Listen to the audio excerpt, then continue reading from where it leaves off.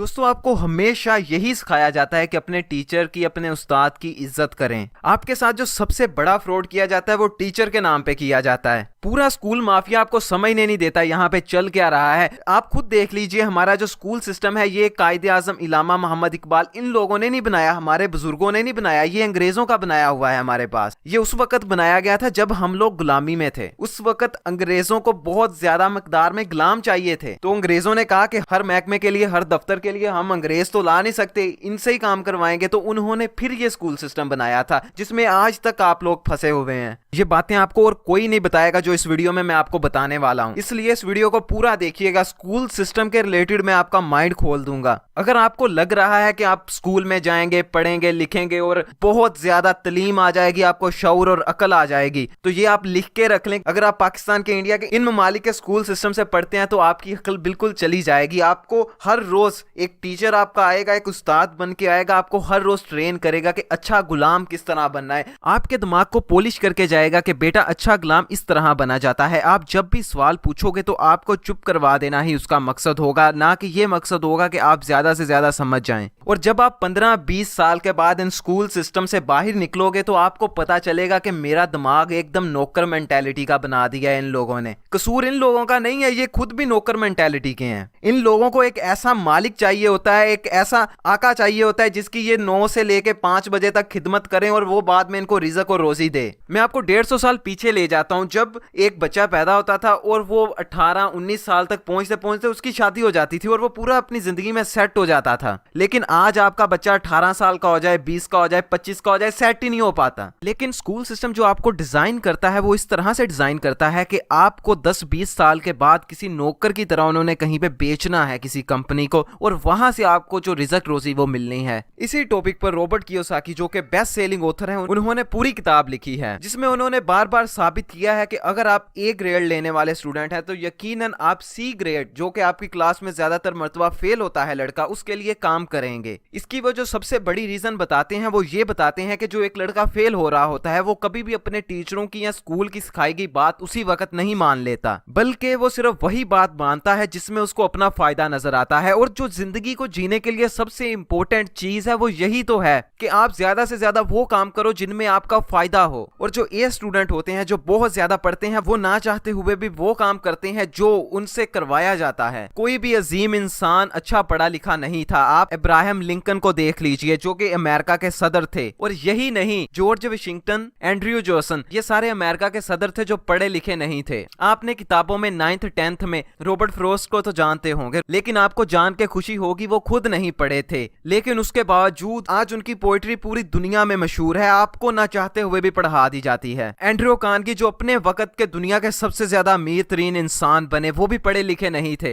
Henry Ford जो कि Ford company के मालिक थे, उन्होंने गाड़ियों को घर घर तक पहुंचा दिया था, वो भी नहीं पढ़े थे। Mark Zuckerberg, Bill Gates, Steve jobs, इनमें से भी कोई ऐसा नहीं है जिन्होंने अपनी एजुकेशन पूरी की हो। ये वो लोग थे जिन्होंने जल्दी समझ लिया था कि स्कूल सिस्टम एक फ्रॉड है। एक ए क्लास स्टूडेंट में और एक सी क्लास स्टूडेंट में फर्क ये होता है कि जो ए क्लास स्टूडेंट होता है वो बहुत ज्यादा डरता है। अगर उसके नंबर कम आ जाए तो वो बहुत ज्यादा डरता है, उसको हर वक्त डर लगा रहता है कहीं पे कुछ उल्टा ना हो जाए, कहीं पे कुछ गलत ना हो जाए। दूसरी तरफ जो सी क्लास स्टूडेंट होता है उसके तो नंबर आने ही कम होते हैं, इसलिए उसका जो डर होता है वो सारा खत्म हो चुका होता है। उसको फेल होने से जरा डर नहीं लगता, जरा भी नहीं डरता, कहता है फेल हो जाऊंगा फिर क्या बात है। और जब वो अपनी असल जिंदगी में जाते हैं जहां पे आपको बार बार बार बार फेल होना पड़ता है और उसके बाद कोई ना कोई कामयाबी मिलती है, तो वहां पे वो बहुत अच्छा खेल जाते हैं। और जो ए क्लास स्टूडेंट होते हैं, बड़े पढ़े लिखे, बड़े पप्पू बच्चे, वो जब अपनी असल जिंदगी में आते हैं तो उस वक्त वो कुछ भी नया करने से डरते हैं, जिसकी वजह से वो फेल नहीं होते और कुछ नया नहीं कर पाते। क्योंकि छोटे होते ही उनको यह सिखाया जाता है कि फेल होना बुरी चीज है। जब वो किसी टेस्ट में फेल होते हैं तो उनको घर की तरफ से, स्कूल की तरफ से टॉर्चर किया जाता है और वो खुद भी ये बिलीव करना शुरू कर देते हैं कि हाँ फेल होने बुरी बात है। देखिए, अगर आप अपने आप को डल समझते हैं, ये समझते हैं कि मैं जीनियस इंसान नहीं हूं, तो आप आइंस्टाइन का एक कोट सुन लीजिए। आइंस्टाइन कहते हैं कि हर एक इंसान जीनियस होता है, लेकिन अगर आप एक मछली को दरख्त पर चढ़ना सिखाएंगे तो वो कभी नहीं सीख पाएगी, और एक बंदर को पानी में रहना सिखाएंगे वो कभी नहीं सीख पाएगा। इन दोनों को अपना अपना काम करने दीजिए, ये उसमें एक्सपर्ट है। मछली पानी में रह लेगी लेकिन बंदर 5 मिनट तक नहीं रह पाएगा, और मछली दरख्त पर नहीं चढ़ पाएगी। आप खुद मुझको बताइए कि अगर आप 10 पढ़ चुके हैं, आप 12 पढ़ चुके हैं, आप उस पढ़े से क्या कर सकते हैं जो आपको पैसा कमा के दे सके। देखिए, आप तालीम लेने के लिए इसलिए जाते हैं क्योंकि आप पैसा कमा सकें। आप इसलिए नहीं जाते कि आपको बोलने का तरीका है, आपको चलने का तरीका है। क्यों? क्योंकि वो जिनके पास आप सीखने के लिए जाते हैं उनको खुद नहीं आता होता। आप मुझको बताइए कि आपके कितने टीचर हैं जिनको बोलने की सही से तमीज है? अगर आप कह रहे हैं कि मेरे सारे टीचर्स को तमीज है, तो आप फिर खुशकिस्मत बच्चे हैं, क्योंकि मुझे इस तरह का कोई टीचर नहीं मिला। बहुत ही कम टीचर मिले हैं जिनको बोलने की तमीज थी। इसलिए यहाँ पे आपका मकसद जो है वो पूरा हो जाता है कि आप इसलिए जाते हैं ताकि आप पैसा कमा सकें। अब आपने 10-12 साल वहां पे गए हैं, पढ़े हैं, अब आप मुझको बताइए कि आप उस पढ़ाई से कितना पैसा कमा सकते हैं। अगर आप भी 20, 25, 30 हजार रुपया कमा सकते हैं तो इतना तो एक रेडी वाला कमा लेता है, उससे ज्यादा कमा लेता है, और लाल की कमा लेता है, और अपनी मेहनत करके कमाता है, जिसे अल्लाह कहता है मैं हाथ से मेहनत करने वाले को पसंद करता हूं। हमारे स्कूल सिस्टम में बच्चे के मुंह पे टेप लगा दी जाती है कि बेटा आप बोल नहीं सकते। हमारे स्कूलों में बच्चों को कहा जाता है ओए अब तुम टीचर के आगे बोलोगे, तुम्हें घर वालों ने तमीज नहीं सिखाई, टीचर के आगे नहीं बोलना चाहिए, टीचर का अदब करना चाहिए, एहतराम करना चाहिए। अगर आप ये सोच रहे हैं ऐसा नहीं कहेंगे तो आप कल ही स्कूल जाके देख लीजिए, आपका टीचर आपको पढ़ा रहा होगा, आप उससे सिर्फ ये सवाल पूछिए कि सर ये आप हमको क्यों पढ़ा रहे हैं, तो आपको फिर देखिए किस तरह के गंदे जवाब मिलते हैं। देखिए स्कूल वालों का असल मकसद क्या है? उनका मकसद आपकी तरबियत करना नहीं है। मैं आपसे फिर कह रहा हूं, उनका मकसद आपकी तरबियत करना नहीं है। उनका मकसद ज्यादा से ज्यादा एडमिशन करना है, ज्यादा से ज्यादा प्रॉफिट कमाना है। देखिए कौन कौन सी चीजें हैं जो एक बच्चे के माइंड को खोलती हैं। सबसे पहली चीज होती है क्वेश्चन करना, कि आपका बच्चा कितने ज्यादा क्वेश्चन करता है, कितनी बार आपसे पूछता है कि पापा जान ये चीज क्या है, ये क्या है, ये क्या है। लेकिन जिस दिन वो स्कूल चला जाएगा ना, तो सबसे पहले उसके मुंह पे टेप लगा दी जाएगी कि बेटा बोलना नहीं है, क्लास में चुप करके बैठना है, टीचर का सर दर्द कर रहा है। जिस दिन से आपका बच्चा स्कूल जाना शुरू हो जाता है वो एक बेहतरीन गुलाम बनना शुरू कर देता है। अफसोस से इसमें टीचरों का कोई कसूर नहीं है, क्योंकि उनको खुद नहीं पता हम क्या कर रहे हैं। हमारा एजुकेशन सिस्टम जो है वो बहुत पुराना हो चुका है। देखिए हर साल पूरी की पूरी टेक्नोलॉजी बदल रही है, ये सिस्टम पिछले 100 सालों से नहीं बदला। देखिए मैं यहाँ पर एजुकेशन के खिलाफ, तालीम के खिलाफ नहीं बोल रहा, मैं इस चीज के खिलाफ बोल रहा हूँ कि ये जिस तरीके से आपको तालीम दे रहे हैं ये तरीका बहुत पुराना है। इस तरीके से गुलामों को तालीम दी जाती थी। देखिए अगर आपको ये लगता है कि हमारे जो बच्चे हैं वो दूसरे मुल्कों के बच्चों से कम क्रिएटिव हैं, तो ये आप बहुत बड़ी गलती पर हैं। मेरी गली मोहल्ले के छोटे छोटे लड़के कबाड़ खाने से चीजें उठा के नई बनानी शुरू कर देते हैं, और इस बात पर उनको उनके घर वाले, उनके स्कूल वाले, दूसरे बहुत डांटते हैं कि ये काम क्यों कर रहे हो, आप पढ़ो, पढ़ने से सब कुछ होता है, इस तरह करने से कुछ नहीं होता। लेकिन आपके घर वाले, स्कूल वाले ये आपको गलत कह रहे हैं। आज दुनिया की सबसे बड़ी बड़ी यूनिवर्सिटियां अपने एजुकेशन सिस्टम को बदल चुकी हैं। वो आपसे ज्यादा काम करवाती हैं और बहुत कम आपको पढ़ाती हैं। देखिए अगर आपका बच्चा नहीं पढ़ रहा तो आप समझते हैं वो नालायक है, वो नालायक नहीं है। ये उसकी सबसे बड़ी ताकत है उस चीज को ना करने की जिसको वो नहीं करना चाहता। देखिए अगर आप वालिदैन हैं तो शायद आपने अपनी पूरी जिंदगी वो करते हुए गुजारती हो जिसे आप खुद नहीं करना चाहते थे। अब मेहरबानी करके यही चीज आप अपने बच्चे पर मत डालिए। और जो दूसरी रीजन आपके बच्चे के ना पढ़ने की हो सकती है वो ये हो सकती है कि वो जो कुछ पढ़ रहा है उसको पता ही नहीं है कि इसका मैं क्या करूं, इसका चार्ट डाल लूं। देखिए अगर मैं आपको फोन बुक पढ़ने के लिए दे देता हूं जिसमें सारे के सारे नंबर लिखे होते हैं, नाम लिखे होते हैं, एड्रेस लिखे होते हैं, तो आप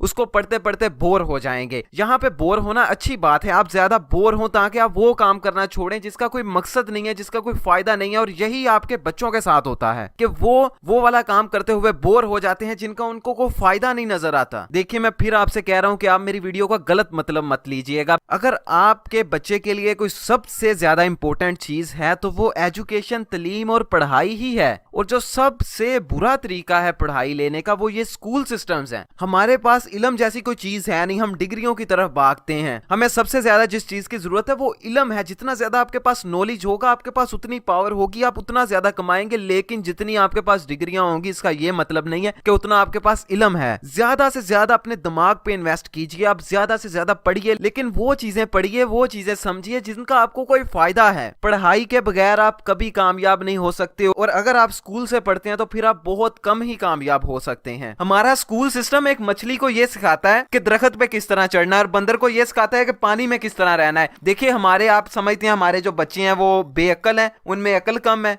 आप मुझको खुद बताइए ये कौन सा तरीका है एक बच्चे को इल्म देने का, एक बच्चे को तालीम देने का, कि बच्चे ये बैठ के रट्टा लगा के सुनाओ मुझे। जब तुम रट्टा लगा के ये सारा मुझको सुना दोगे फिर इसका 2-3 दफा टेस्ट दो, महीने में 2 दफा टेस्ट दो, साल में 24 मरतबा टेस्ट दो, इस तरह टेस्ट दो, एक दिन तुम कामयाब हो जाओगे। आप खुद देखिए अगर आप बच्चे हैं, आपने टेस्ट दिया, साल में 24 मरतबा मान लीजिए टेस्ट दिया, तो उसके बाद आपके नॉलेज में कौन कौन सी चीजें आ गई हैं, आपके इल्म में क्या आ गया जो आपकी मदद करेगा। देखिए इल्म सिर्फ वही होता है जो या तो आपकी इज्जत बढ़ा दे, या आपको किसी भी तरीके का फायदा दे, या आपको कुछ पैसा दे, या किसी तरीके का कुछ दे। ये कौन सा इल्म है जो कुछ देता नहीं है बल्कि उल्टा आपसे टाइम ले रहा है। इस इल्म को आपका टाइम जाया करने के बाद भी सुकून नहीं है, आपके वालिदैन का भी सुकून ले जाता है, उन लोगों की मेहनत की कमाई ले जाता है। अब आप लोग ये सोच रहे होंगे अगर ये सारा कुछ है तो फिर हम क्या करें, आखिर हमने इल्म भी तो लेना है ना, तालीम भी तो कहीं से लेनी है ना। एक टीचर वो होता है जो आपको किताबों में से पढ़ाता है और आपको किसी भी चीज का थ्योरेटिकल नॉलेज देता है, या फिर उस बेचारे टीचर की मजबूरी है आपको पढ़ाना क्योंकि ये उसकी जॉब है, उसको ये करना ही करना है, और वो आपको सिर्फ उतना ही नॉलेज दे सकता है जितना उसने किताब से पढ़ा है, जितना उसने रट्टा मारा है। और इसके बरअक्स एक मेंटर वो शख्स होता है वो आपको वो चीजें सिखाए जो उसने अपने एक्सपीरियंस से हासिल की हो।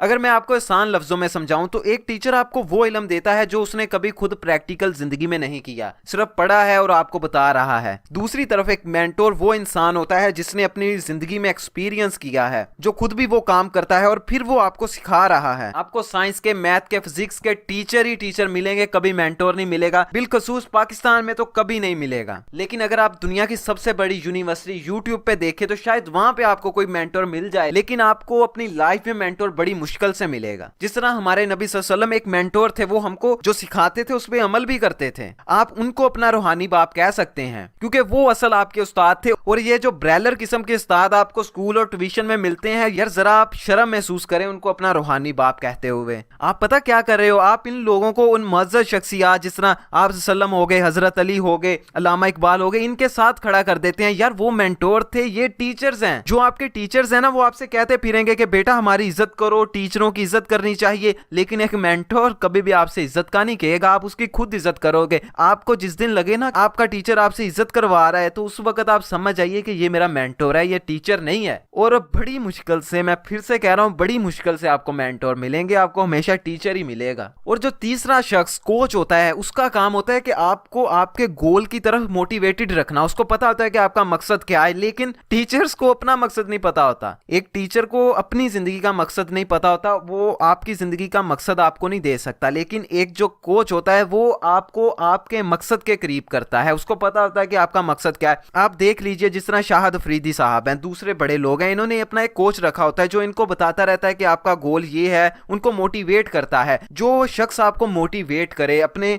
मकसद को हासिल करने के लिए, वो आपका कोच है। समटाइम इस तरह होता है कि कोच और मेंटोर एक ही होते हैं। क्या आपका मेंटोर जो होता है वो कोच का काम भी कर रहा होता है, समटाइम आपका कोच आपके मेंटोर का काम भी कर रहा होता है।